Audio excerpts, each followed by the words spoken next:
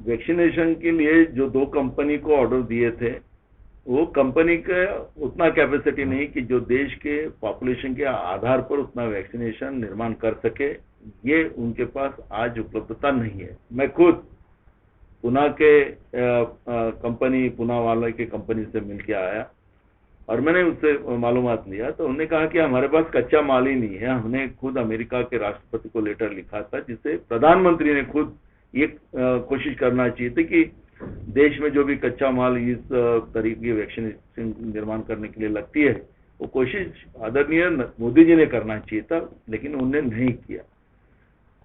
अब 1 तारीख से राज्य में, देश में बड़े पैमाने में वैक्सीनेशन लगाने का एक काम जो शुरू हो रहा है, तो ऐसे समय में अगर वैक्सीनेशन उपलब्ध नहीं हो तो मुश्किल है, और इसलिए ज्यादा वैक्सीन उपलब्ध करा देना ये केंद्र की जवाबदारी है। महाराष्ट्र में रोज 10 लाख लोगों को हम लोग कर सकते हैं। आज आपने देखा होगा कि 2-3 दिन में 5 लाख का एवरेज राज्य सरकार ने लाया है। तो इसलिए सबसे मस्त जो है वैक्सीन केंद्र सरकार ने राज्य सरकार को देना चाहिए, और ज्यादा से ज्यादा लोगों को जल्दी से जल्दी वैक्सीन करना चाहिए। देश के अगर 70% लोगों को अगर वैक्सीन दी जाए, तो मुझे लगता है कि देश में जो आज मृत्यु का तांडव चल रहा है, लाशों के शहर और लाशों के गांव जहां शमशान बन चुके हैं, ये बनना अपने आप बंद होगा। यही केंद्र सरकार ने इसमें ध्यान देने की जरूरत। आज देश में कोरोना वैक्सीन का भी क्राइसिस है। इसके पीछे की एक वजह ये भी है कि हमारे देश में नहीं थी, उसके बावजूद निर्यात किया गया, इसे दूसरे देशों को दिया गया, उसकी वजह से आज क्राइसिस हो गई है। बिल्कुल, प्रधानमंत्री जी ने जिस तरह ये वैक्सीन जो अपने देश में जो निर्माण हुई थी, पाकिस्तान हो, बांग्लादेश हो, श्रीलंका हो, कई देशों में ये वैक्सीन को एक्सपोर्ट किया, उनको दिया। किस लिए दिया, तो उसकी अलग अलग चर्चाएं हम देखते हैं। दुनिया के सब देशों ने अपने देश की जनता को पहले लगाया, और हमारे देश ने दूसरे देश को भेजा, और आज हमारे देश के लोग रोज मर रहे हैं, अपनों से अपने लोग दूर हो रहे हैं। तो ऐसी स्थिति में प्रधानमंत्री जी ने जो निर्णय लिया था वो गलत था, और देश की जनता का अहित करने वाला निर्णय था, और उसी का परिणाम देश भुगत रहा है। सर, ये बताएं कि क्या आपको लग रहा है कि लॉकडाउन की स्थिति अभी भी कायम होनी चाहिए, लॉकडाउन की स्थिति बढ़ानी चाहिए, जो 29 तारीख को इसकी मियाद खत्म हो रही है, तो क्या इसमें लसीकरण 1 मे पासून होणार होतं, ते काही 18 वर्षा वयोगटाला होऊ शकणार नाहीये, आणि अनेक राज्यांनी, म्हणजे खास करून काँग्रेस शासित राज्य किंवा काँग्रेस जिथे सत्तेत सहभागी आहे तिथे हाच निर्णय घेण्यात आलेला आहे। काय आपण सांगाल, महाराष्ट्रात सुद्धा लसीकरण शक्य नाही असं दिसतंय? ज्या 2 कंपन्यांना केंद्र सरकारने लसीकरण निर्माण करण्याचे आदेश दिलेले होते, त्यांनी स्वतः हात झटकलेले आहेत। आणि आता तर आपण पाहिलं असेल की पुनावालांनी स्वतः अमेरिकेच्या राष्ट्रपतीला पत्र लिहून कच्चा माल त्यांच्याकडून मागवलेला होता, आणि त्यांनी त्याला नकार पण दिला। म्हणजे आज ज्या कंपन्यांना केंद्र सरकारने उत्पादनाचे आदेश दिलेले होते, त्यांच्याजवळच माल नसेल, तर अशा परिस्थितीमध्ये 1 मे पासून केंद्र सरकारने जे लसीकरणाचं धोरण स्वीकारलेलं आहे, तर याला लसीकरण नसल्यामुळे हे सगळे प्रश्न निर्माण होणार आहेत। आणि म्हणून केंद्र सरकारने जास्तीत जास्त महाराष्ट्राला लस द्यावी, जेणेकरून 10 लाख लोकांना रोज महाराष्ट्रामध्ये लस देण्याची व्यवस्था राज्य सरकारजवळ आहे। आणि म्हणून केंद्राचं व्यवस्थापन कुठेतरी चुकलं लसीच्या बाबतीत असं आपल्याला वाटतं? बिलकुल, केंद्र सरकारने जगाच्या पाठीवर जे काही या कोरोनाच्या स्थितीमध्ये जे काही निर्माण झालेलं होतं, त्या भयंकर परिस्थितीला ओळखून लसीकरणच हा त्याच्यातला महत्त्वाचा मार्ग आहे।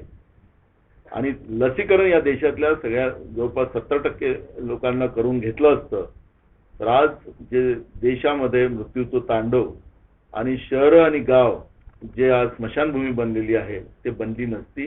आणि म्हणून केंद्राचंच धोरण याच्यामध्ये चुकीचं असल्यामुळे हे सगळे प्रकार घडले। त्याच्या बाबतीत काय सांगतात? खरं तर जगातल्या सगळ्या देशांनी पहिले आपल्या देशाच्या लोकांना लसीकरण करून घेतलं. इस्रायल सारखा देश असेल, ब्रिटन सारखा देश असेल, आज इस्रायलमध्ये लॉकडाऊन मुक्त झालं, लोक मास्क पासूनही मुक्त झाले. ज्या देशांनी 70 ते 80% लसीकरण करून घेतलं ते देश आज कोरोना मुक्त झाले.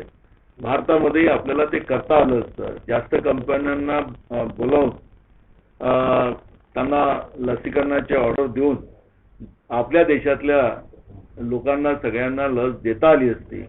पण केंद्र सरकारने आपल्या देशाच्या जनतेला लावण्यापेक्षा पाकिस्तान, बांगलादेश, श्रीलंका अशा अनेक देशामध्ये आपल्या देशातली लस पाठवली. त्याच्या मागचा त्यांचा उद्देश काय होता हे आता वेळच सांगेल. पण या सगळ्या निर्णयामुळे आज देशामध्ये आपल्यातले लोक, तरुण लोक त्यांचा मोठ्या प्रमाणात मृत्यू झाला. हे केंद्र सरकारच्या चुकीच्या धोरणाचाच परिणाम आपल्याला पाहायला मिळतो. आत्ता देवेंद्र फडणवीस यांचं एक वक्तव्य आहे की केंद्र शासन हे 18 वर्षाच्या वयाच्या सर्व वरती लोकांना फ्रीमध्ये लस वाटणार. मूळ प्रश्न आहे की आता ही समजा धोरण केंद्र सरकारने, आता फडणवीस साहेब जे सांगतात हेच धोरण सरकारने समजा जानेवारीच्या पासून सुरू केलं असतं आणि देशाच्या 18 वर्षापासून तर सगळ्या लोकांना लस दिली असती तर आज हा मृत्यूचं तांडव जे चाललेलं देशामध्ये हे चाललं नसतं. हे उशिरा सुचलेलं शहाणपण आहे. आणि काँग्रेसच्या वतीनं राहुल गांधी असतील, सोनिया गांधी असतील यांची अनेक जेव्हा कोरोना या देशात आला तेव्हापासून मागणी करतात आहे. पण त्यांच्या या मागणीकडे मुद्दामून दुर्लक्ष करण्याचं काम आणि त्यांना चुकीचं ट्रोल करून त्यांचा अपमान करण्याचं काम केलं. आज जगाच्या पाठीवर जगाच्यातले अनेक देश भारताला ट्रोल करतात आहे, भारताची बदनामी होत आहे. त्याला कारणीभूत केंद्र सरकारचं धोरण आहे. तो सबसे पहले तो लोगों की जान बचना ये महत्व का होता है. जिस तरह से आज कोरोना बढ़ते जा रहा है और इसकी जो संकल्प तोड़ने की कोशिश ये लॉकडाउन के माध्यम से करने का काम सरकार ने, जो राज्य सरकार ने शुरू किया है, उसमें अगर 30 तारीख तक अगर इसमें फर्क नहीं आता, उसमें पेशेंट और बढ़ते जा रहे हैं, तो उसमें सरकार ने कुछ ऐसा निर्णय लेना चाहिए कि जिससे लोगों के रोजगार भी बंद ना हो, रोजगार काम भी मिले और ये कोरोना की संकल्प कैसी टूटे इसके ऊपर सरकार ने प्लान करना चाहिए. उस तरह के लॉकडाउन के आदेश निकाला, नियम तोड़ दिया यानी पावर का दुरुपयोग वो किया. पंखा बंद कर. हाँ बंद कर.